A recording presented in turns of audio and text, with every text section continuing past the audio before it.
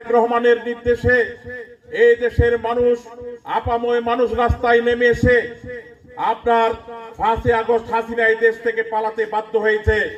শেখ হাসিনা যদি 5 আগস্ট এই দেশ থেকে পালিয়ে না যেত, আর 5টি বছর যদি এই দেশে থাকতো, তাহলে এই দেশ ভারতের একটি অঙ্গরাজ্যে পরিণত হতো। আমরা নিজেদেরকে স্বাধীন দাবি করতে পারতাম না।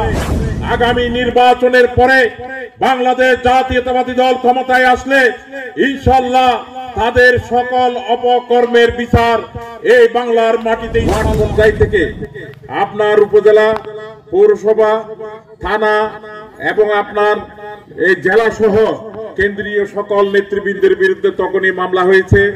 বিভিন্ন রকমের মামলা দিয়ে মঈনুদ্দিন ফখরুদ্দিন বিএনপিকে নিচ্ছিন্ন করার চেষ্টা করেছে।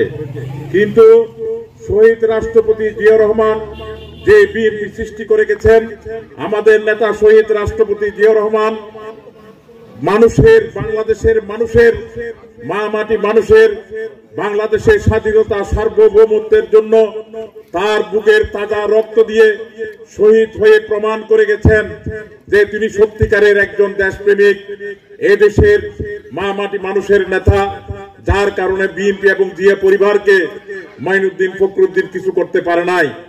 বিএনপি সেখান থেকে ঘুরে দাঁড়ানোর আগে গণতন্ত্র রক্ষার জন্য আমাদের নেত্রী কারচুপির নির্বাচন হবে জানার পরেও 2008 সালের নির্বাচনে অংশ নিয়ে যখন আওয়ামী লীগ ক্ষমতায় আসলো, আওয়ামী লীগ এই বিএনপিকে নিচ্ছিন্ন করার, জিয়া পরিবারকে নিচ্ছিন্ন করার জন্য একের পর এক পরিকল্পনা করে তারা তাদের কার্যকলাপ চালিয়ে শেখ হাসিনা ভারতের মাটিতে বসে একের পর এক ষড়যন্ত্র করে যাচ্ছে।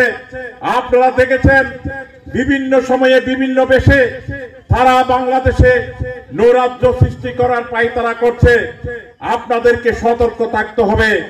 আমরা যদি মনে করি তারা এই দেশ থেকে চলে গেছে, পালিয়ে গেছে, তারা আপনার আমার মধ্যে বিভিন্নভাবে প্রবেশ করে আমাদের মধ্যে বিভেদ সৃষ্টি করে তারা আবার এদেশের রাষ্ট্রীয় ক্ষমতা দখল করতে চায়।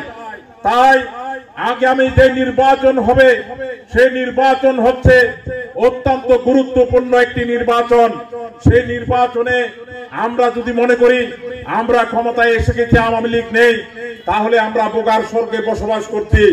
আমাদেরকে অত্যন্ত সচেতন ভাবে বাংলাদেশ জাতীয়তাবাদী দলকে ক্ষমতায় আনার জন্য, বাংলাদেশ জাতীয়তাবাদী দল যদি আগামীতে ক্ষমতায় আসতে না পারে, এদেশের স্বাধীনতা সার্বভৌমত্ব এই দেশ থাকে কিনা কিন্তু সন্দেহ হবে। তাই সাথী ভাইরা আমার, আপনাদের প্রতি আমার উদাত্ত আহ্বান থাকবে, আমরা সকল এলাকায় গিয়ে উঠান বৈঠক যেখানে বসবো সেখানে বসে আমরা আওয়ামী লীগের বিগত দিনের অত্যাচার, অনাচার, জুলুম, নির্যাতনের কথা মানুষকে স্মরণ করিয়ে দিতে হবে। সাথী ভাই এলাকায় কারা করেছে সেটা আমি জানি, ঠিক তেমনি ভাবে প্রত্যেক এলাকায় কারা করেছে তাদেরকে চিহ্নিত করতে হবে। আগামী নির্বাচনের পরে বাংলাদেশ জাতীয়তাবাদী দল ক্ষমতায় আসলে ইনশাআল্লাহ তাদের সকল অপকর্মের বিচার এই বাংলার মাটিতে ইনশাআল্লাহ হবে। সাথী ভাইরা আমার, আপনাদের প্রতি আমার আহ্বান থাকবে, এই মাটি হচ্ছে শহীদ রাষ্ট্রপতি জিয়াউর রহমানের স্বাধীনতার ঘোষণার মাটি। এই বোয়ালখালী শহীদ রাষ্ট্রপতি জিয়াউর রহমানের কদম এই মাটিতে পড়েছে। উনি এখানে থেকে স্বাধীনতার ঘোষণা শুধু দিয়ে থেমে থাকে নাই, পাকিস্তানি বাহিনীর বিরুদ্ধে যুদ্ধ করেছে।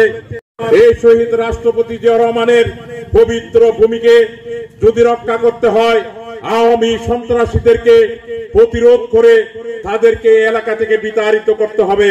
সাথী ভাইরা আমার, আপনারা যদি বাংলাদেশ জাতীয়তাবাদী দলের সাথে থাকেন, আমি এখানে আপনাদেরকে দাঁড়িয়ে কথা দিয়ে যাচ্ছি, এই আগামী 14 তারিখে আপনারা দেখবেন আমাদের প্রধান উপদেষ্টা ডক্টর ইউনূস সাহেব আমাদের কাঙ্ক্ষিত দাবি, দীর্ঘদিনের দাবি, বোয়ালখালীবাসীর স্বপ্ন আপনার কালুঘাট ব্রিজের ভিত্তিপ্রস্তর হবে এবং কালুঘাট ব্রিজের কাজ অতি সহসা ইনশাআল্লাহ আরম্ভ হবে।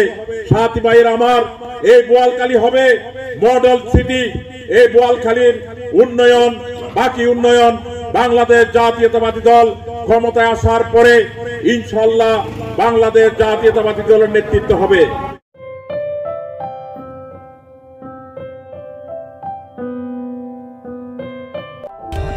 For more updates, subscribe to our channel, click the show links and enjoy watching the video.